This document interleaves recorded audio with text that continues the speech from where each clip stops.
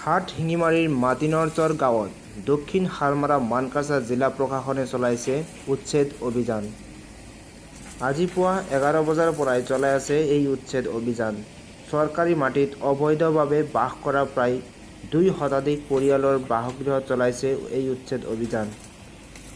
আৰক্ষীৰ কটকটীয়া বেষ্টনীৰ মাজত চলাই আছে এই উচ্ছেদ অভিযান। কেইবাবছৰ ধৰি বাস কৰি আছিল উক্ত গাঁৱৰ মানুহবিলাকে। উক্ত উচ্ছেদিত ঠাইখিনিত DC office, SP office, judicial court আদিৰ কাৰ্যালয় নিৰ্মাণ কৰা হ'ব বুলি জানিব পৰা গৈছে। হাট শিঙিমাৰীৰ পৰা খাইৰুজ্জামান ৰাছিলৰ ৰিপোৰ্ট, এনি টাইমছ।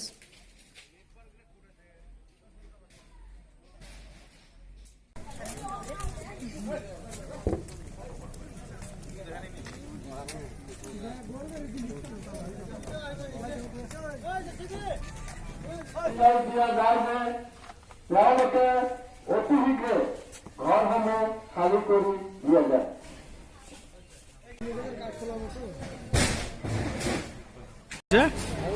আজি উচ্ছেদ আমাৰ নিয়াৰ এবাউট 200 ফেমিলিজ এনেকৈ আমি হাতত লৈছোঁ।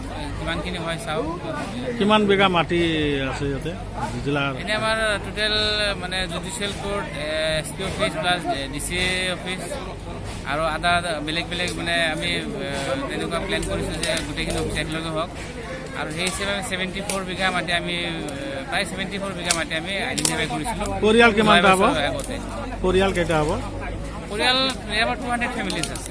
এইবিলাক যিবিলাক ভাঙে এইবিলাক কি জাগা দিয়াৰ ব্যৱস্থা কৰিছে নেকি? তেওঁলোকৰ কাৰণে আমি বেলেগ জেগা দিয়াৰ ব্যৱস্থা কৰিছোঁ।